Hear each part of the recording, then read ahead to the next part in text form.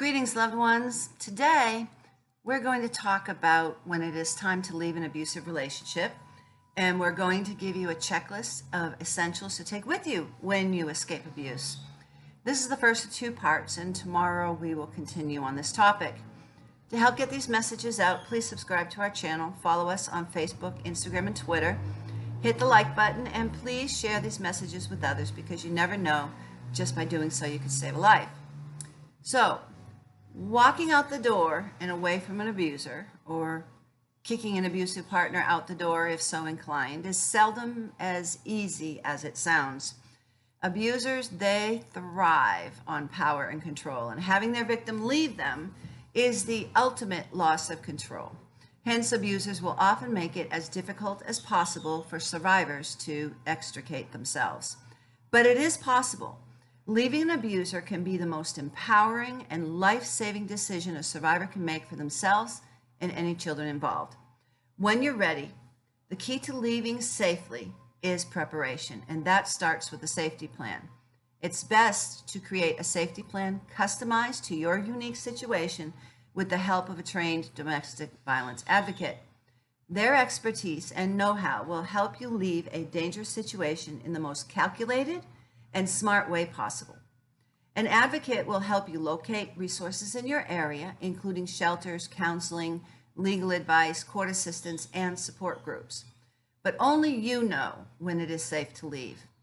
Creating a safety plan includes figuring out when to leave, where you're going to go, what you'll take, and how to keep these details away from your abuser.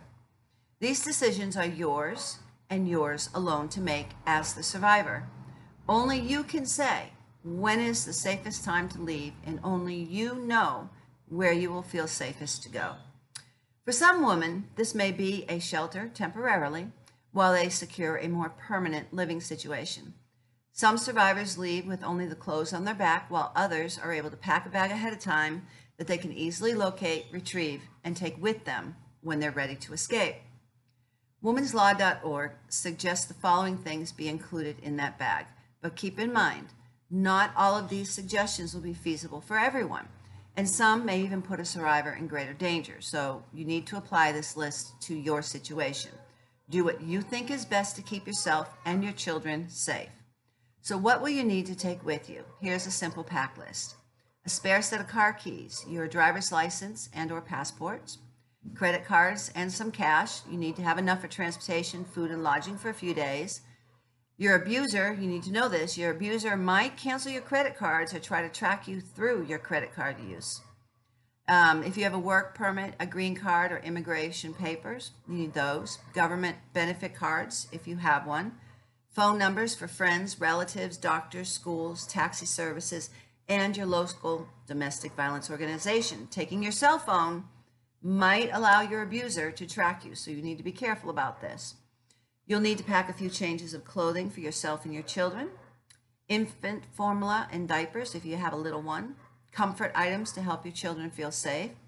If you maybe pet food, leashes, and vet records for any animals that you're taking with you, if you're taking any with you, and any medication or vitamins you typically take. In addition to this, you need to pack important documents or copies of them for both you and your children, including birth certificates, social security cards, school records, immunizations, pay stub, bank account information, marriage license, will, mortgage papers, lease agreement, insurance information, and so on.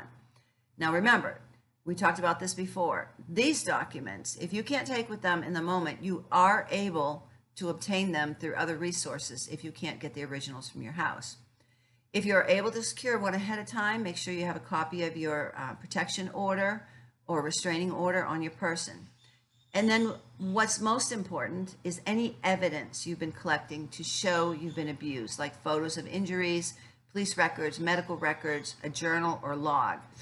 In the future, in maybe about a week or two, we're actually going to be talking about how to collect evidence. So you want to know about that. So make sure you subscribe so you'll see the post when it comes up. You also want to take a few personal items that you want to keep, like photo albums, jewelry, etc. But again, you can go back with the police and retrieve those items later. I know this sounds like a lot of things to collect and hide. However, you do what is best for you. Something you can do is pack the most basic essentials and clothes for 24 to 48 hours. After you're in a safe place and have filed your police report on the abuse, the police can actually accompany you back to get many of these other things on the list. And remember when we spoke in prior episodes about safety plans, there are things you can get elsewhere at a later date. I'm repeating this because I want you to not feel overwhelmed. So keep your getaway bag in a safe place where the abuser cannot find it, such as keeping it at a trusted friend's or neighbor's house or even at your work. Also, remember those extra set of car keys somewhere that you can easily access in the case the abuser takes the car keys to prevent you from leaving. If you have pets, you can leave them, you can take them, or you can think about someone you trust who could take them before or when you leave. Your safety is all about preparation. However, if you are in the midst of an attack, calling 911 will bring all this help to your door and get you out of there right away. Tomorrow, we're going to continue this discussion and give you some active steps to get you out safely and how you can hide well. With 1 in 3 women experiencing domestic violence worldwide, the question is not if you'll encounter a victim of violence. The question before God is, what will you do when you encounter them? You could be the person who saves a life. We are all called to be champions for justice, and those who suffer violence need to know that those who love them and those who don't even know them will step out and reach out to them to give them the help and the courage they need to leave before it's too late. Help us get these messages out. Please subscribe to our channel. Follow us on Facebook, Instagram, and Twitter. Hit that like button and share these messages with others. If you're a victim of violence, I want you to listen to me and I want you to know this. You are valued. You are loved. You are intelligent. You are beautiful. And my power is actually going out. God does not want you to suffer violence. He wants you to live free from violence in peace and tranquility. There is a way out. It's not your fault. Abuse is not love. And if you are a victim of violence, reach out to someone. If you find yourself in a dangerous situation, call 911. And with this power outage in the middle of recording, this shows you some of the obstacles that we have in getting these messages out to you. But we are always fighting to make sure that you have these messages every day so you can help somebody who's a victim of violence, or if you are a victim, you can become a survivor and become an overcomer. So God bless you and see you tomorrow.